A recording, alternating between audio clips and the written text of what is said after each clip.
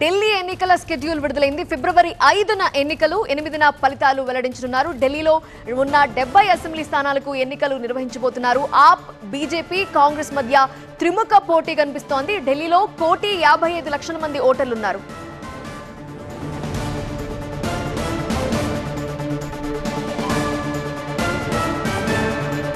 Delhi assembly ఎన్నికల schedule ను విడుదల చేసింది కేంద్ర ఎన్నికల సంఘం. ఫిబ్రవరి 5న ఢిల్లీలో ఒకే విడతలో పోలింగ్ జరుగుతుంది. 70 స్థానాల్లో ఎన్నికలు జరుగుతాయి. ఫిబ్రవరి 8వ తేదీన ఎన్నికల ఫలితాలు వెలువడతాయి. ఈ నెల 10వ తేదీన ఢిల్లీ ఎన్నికల నోటిఫికేషన్ విడుదలవుతుంది. జనవరి 17వ తేదీ వరకు నామినేషన్ల గడువు విధించారు. ఢిల్లీలో ఎన్నికల కోడ్ వెంటనే అమల్లోకి వచ్చినట్టుగా ఈసీ ప్రకటించింది. ఈ నెల 20వ తేదీ వరకు నామినేషన్ల ఉపసంహరణకు గడువు విధించారు. ఈవీఎంలపై ఎలాంటి అనుమానాలు అక్కర్లేదు అన్నారు సిఈసి. ఈవీఎంలు, ఓటర్ల జాబితా, ఓటింగ్ శాతంపై విపక్షాల అనుమానాలకు ఈసీ క్లారిటీ ఇచ్చింది. మీ ఫోన్ మరియు కెమెరాతో హై క్వాలిటీలో, అది కూడా ప్రొఫెషనల్గా వీడియోస్ తీయడం ఎలాగో నేర్చుకుందాం అనుకుంటున్నారా? అయితే ఫ్రీడమ్ యాప్ని డౌన్లోడ్ చేసుకోండి. మరి ఢిల్లీలో 4వసారి కూడా కేజ్రీవాలే వస్తారా? ఆప్ అధినేతే వస్తారా? లేదంటే అదర్ పార్టీకి ఏమైనా ఛాన్స్ ఉందా? ప్రజల్లో ఎలా కనిపిస్తోంది మూడ్? ఎన్నికల షెడ్యూల్ రిలీజ్ అయిన నేపథ్యంలో వివరాలు అందించడానికి మా ప్రతినిధి మహాత్మ సిద్ధంగా ఉన్నారు. మహాత్మ,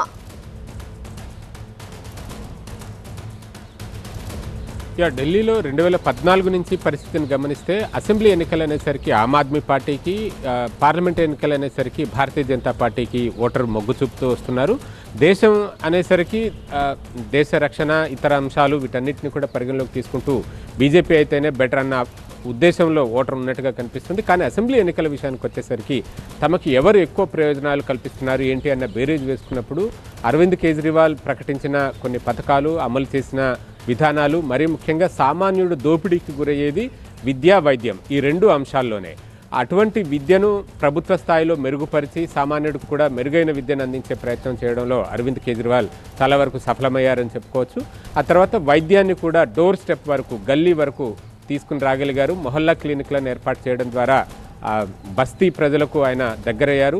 వారంతా కూడా ప్రభుత్వ ఆసుపత్రుల్లో క్యూ లైన్లలో గంటల తరబడి వేచి చూడాల్సిన అవసరం లేకుండా తమ గల్లీలోనే ఉండే ఈ మొహల్లా క్లినిక్కి వెళ్ళి చిన్న చిన్న సమస్యలు ఏమైనా ఉంటే అక్కడికక్కడే వైద్యుల పరీక్షలు, ఆ తర్వాత మందులు రాసివ్వడం, మందులు అందించడం, ఇవన్నీ కూడా జరిగిపోతూ వచ్చాయి.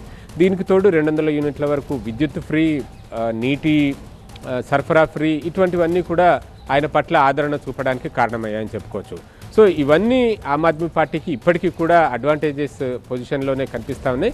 అదే సమయంలో ఈ గత టర్మ్లో చేపట్టిన కొన్ని నిర్ణయాలు, ఢిల్లీ మద్యం పాలసీ వంటివి, అవి అవినీతి స్కామ్లుగా మారిపోవడం, ఈ అవినీతి మరకలు అరవింద్ కేజ్రీవాల్ మీద పడ్డాయి. కాబట్టి కొంత సెక్షన్ దూరమైనప్పటికీ కూడా ప్రధానంగా పోటీ ఆమ్ ఆద్మీ పార్టీ, బీజేపీ, అలాగే ట్రయాంగులర్ ఫైట్ కొన్ని చోట్ల కాంగ్రెస్ మధ్య ఉండే అవకాశం ఉంది.